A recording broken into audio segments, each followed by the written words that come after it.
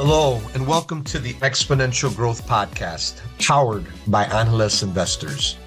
I'm your host, David Olivencia, co-founder of Analyst Investors, and a passionate advocate for leveraging innovation and technology to drive success.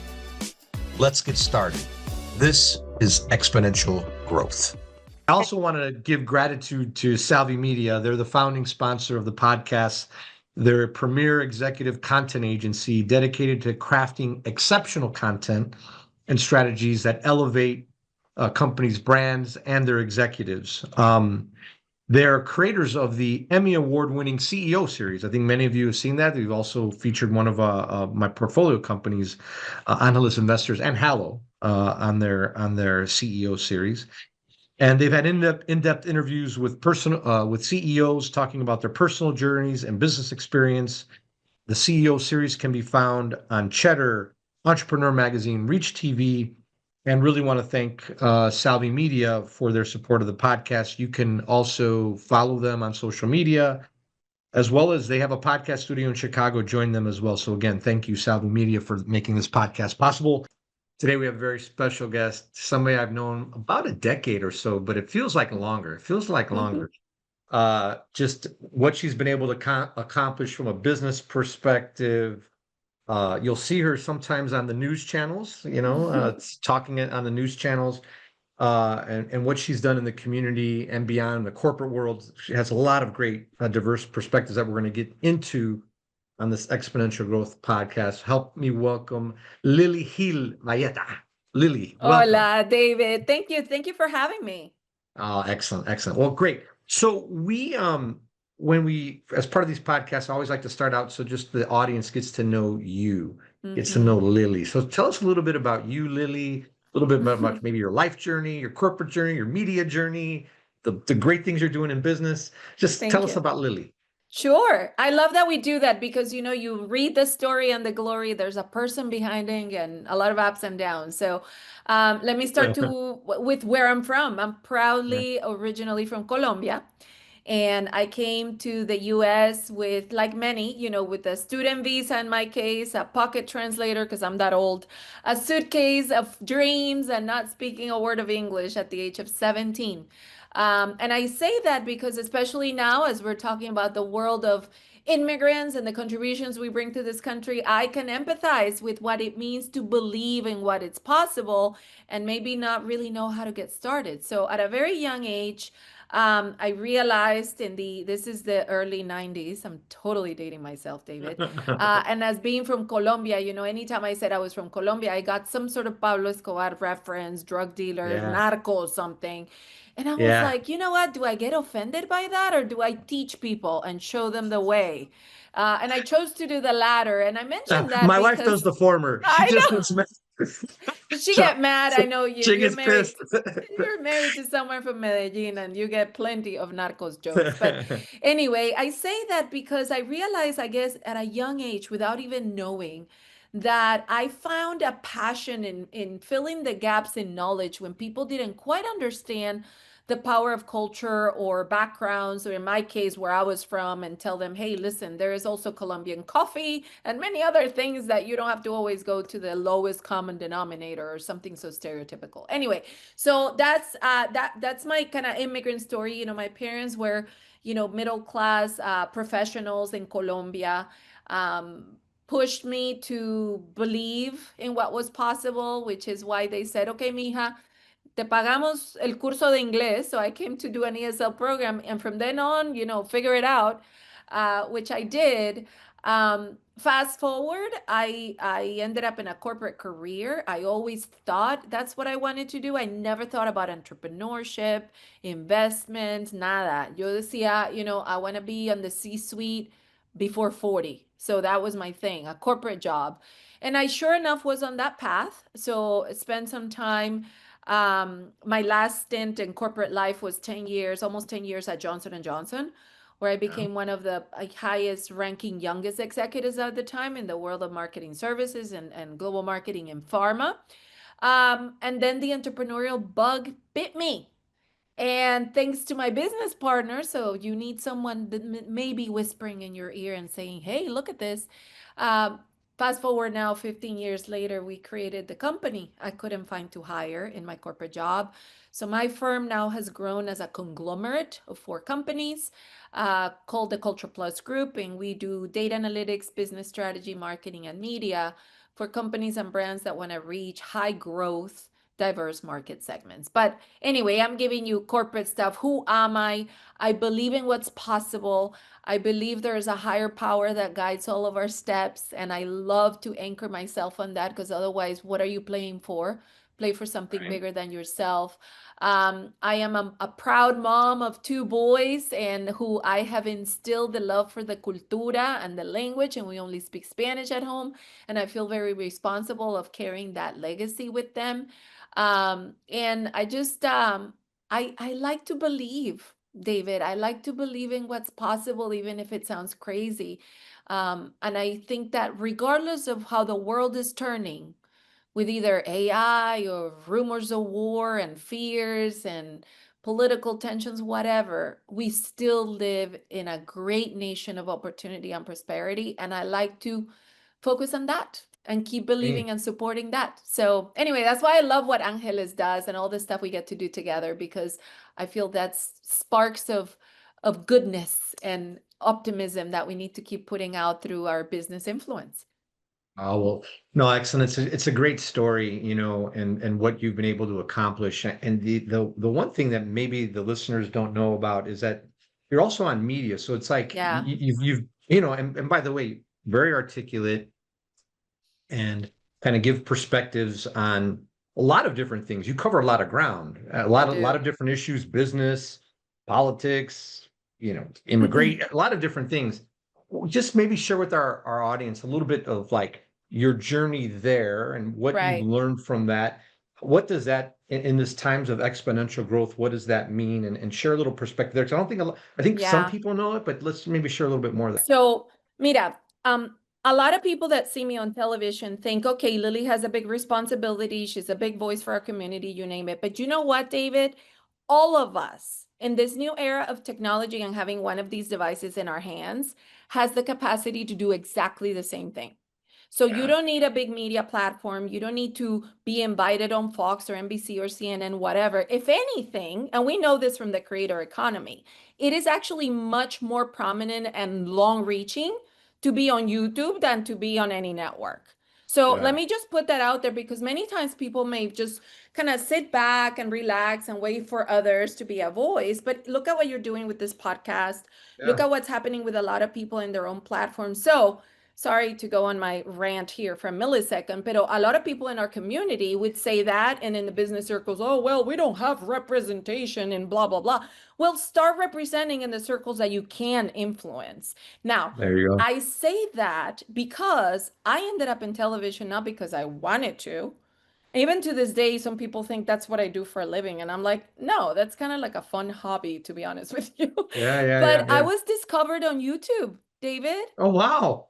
I was discovered on YouTube didn't- on 2000. I know it's a super crazy fun fact. In 2010, before everybody had a makeup tutorial or there were cat videos on YouTube everywhere. En serio. That is when I left my corporate job. I felt so responsible to start putting data on video. Hard facts about shifting demographics, about the market, about the economy. And there was a TV producer that saw my channel on YouTube that started catching fire, by the way. Like, I realized that even in the marketing class at Columbia or some of the schools in New York, they were playing my videos, because then when I got invited to speak, they were like, oh, we saw your video in class. I'm like, you did? Anyway, so it was somebody from the TV world that saw me on YouTube that said you should be on television. So look what happens when you do something not to get noticed, but because you really have a passion.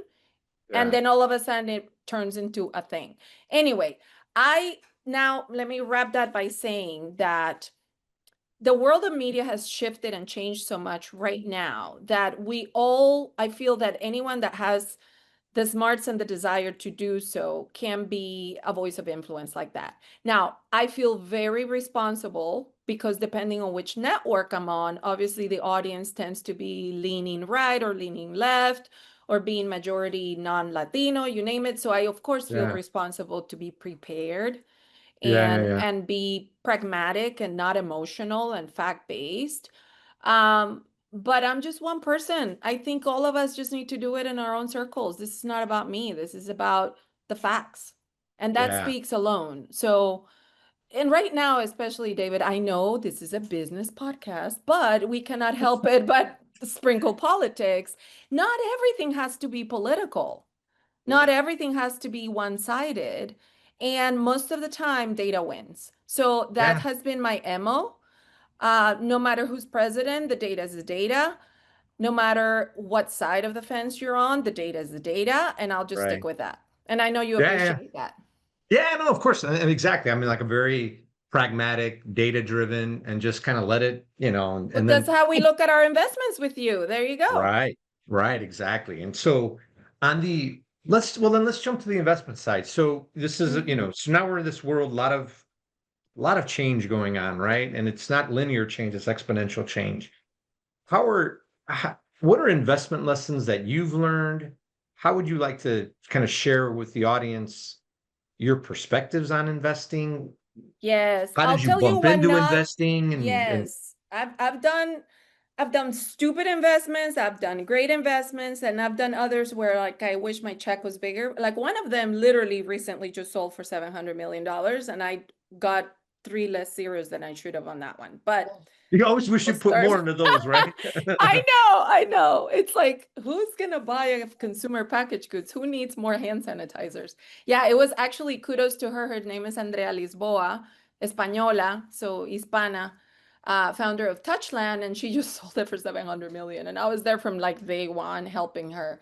Um, and anyway, you always wish you would have bet on more, but whatever. Oh yeah. So investment philosophy, I think it's easier to start with what not to do. What not to do, especially in this world of Angeles and the stuff that you do and we do. Um, don't be emotional. Your cousin is going to come in with the idea to open a restaurant. Resist the temptation to say yes. Ultimately, the discipline of evaluating what's viable or not applies to whether it is your cousin's idea or the next, NVIDIA or whatever, or the girl from Touchland. So I think the discipline of, this is going to sound so basic, David, but so many people skip the basics. What's the viability of the market? How saturated is it or not? Is there a unique value proposition? What are you solving for that is truly unique, or is it just a me too? And if it's a me too, maybe it's a me too that is cheaper, faster, better, and maybe it's worth looking at. But I think those fundamentals apply to no matter what.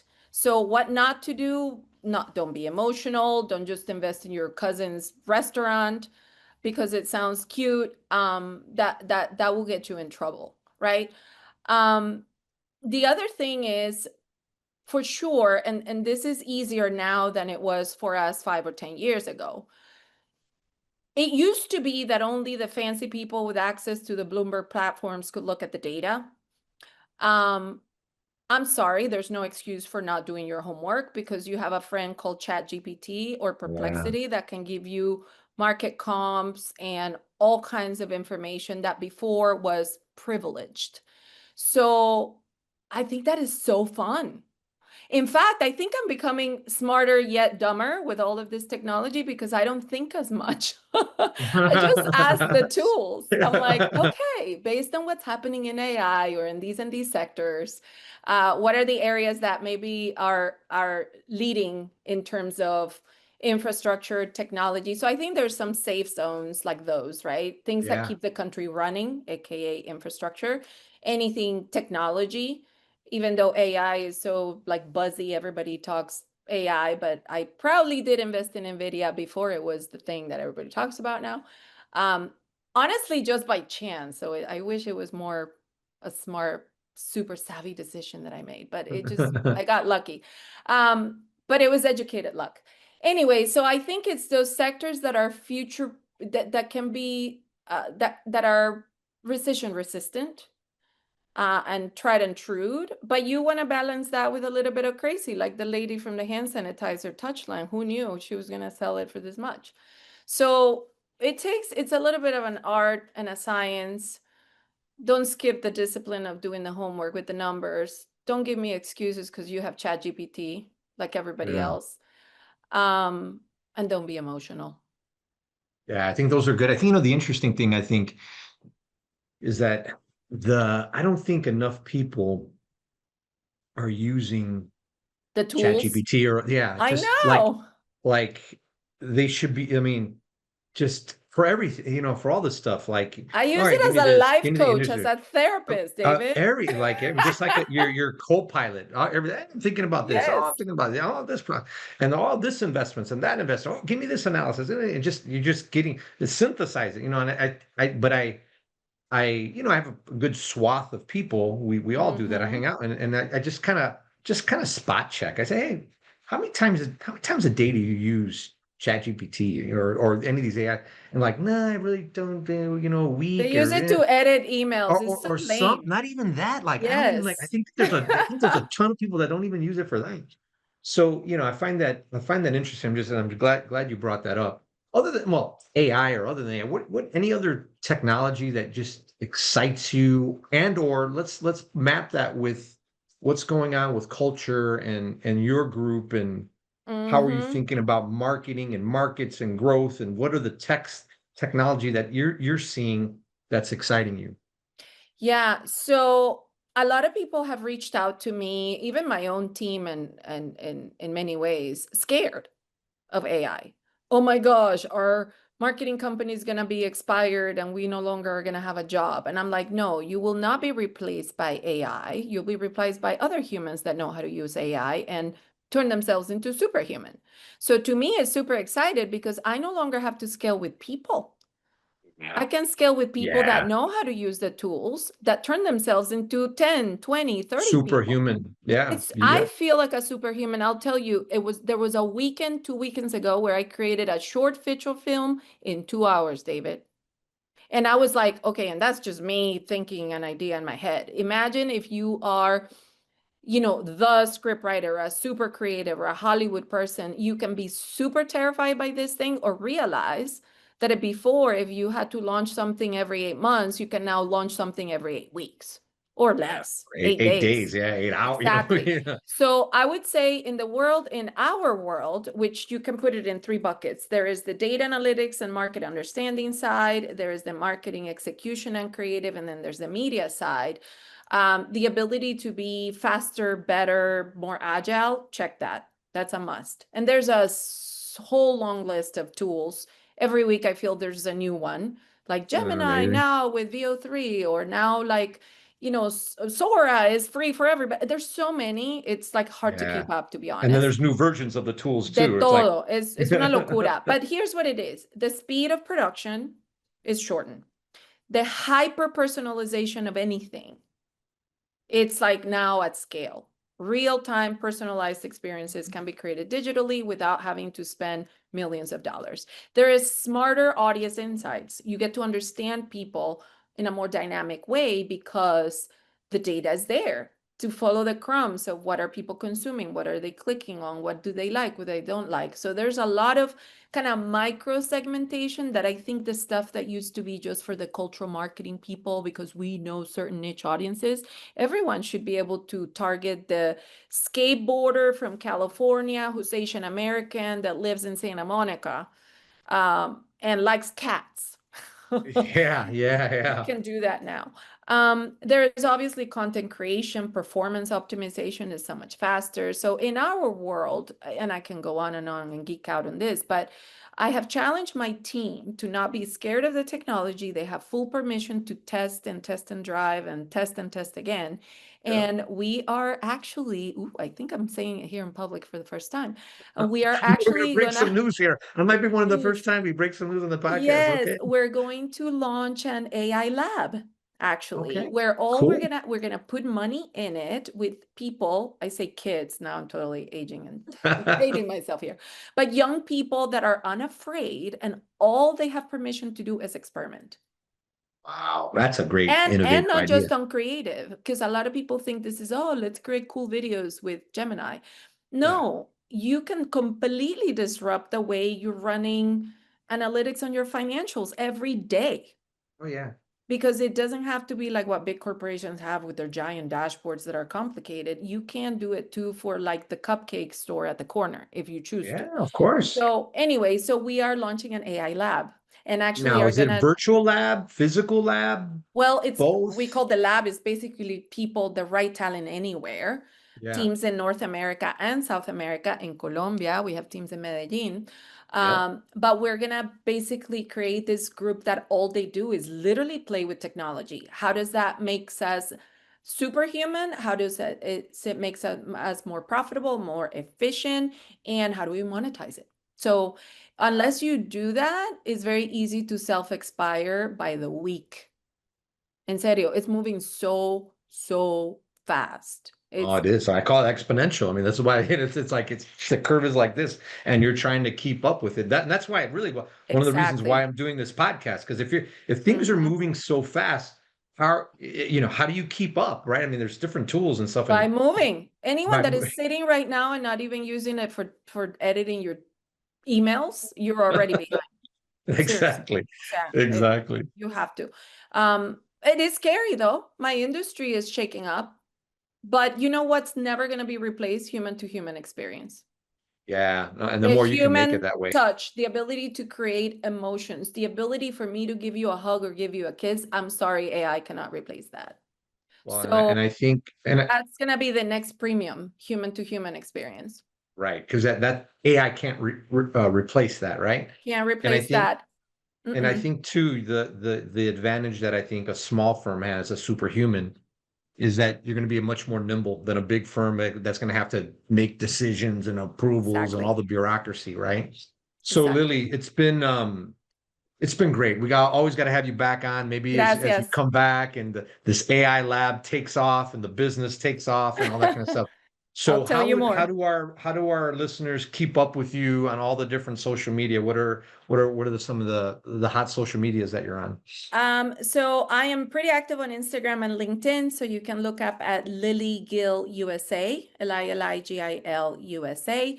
You can look at my company too, cultureplusgroup.com. And from there, you see the whole group of companies. So we are also on Instagram, on LinkedIn, on X. But yeah, just look it up there or just search my name. It'll come up, or Culture Plus Group. Yes. There you go. Well, Lili, always a pleasure. Gracias a ti. Thank you, David. Thank you for all you do, and for sharing our stories. All right. Thank you, Lili. Gracias.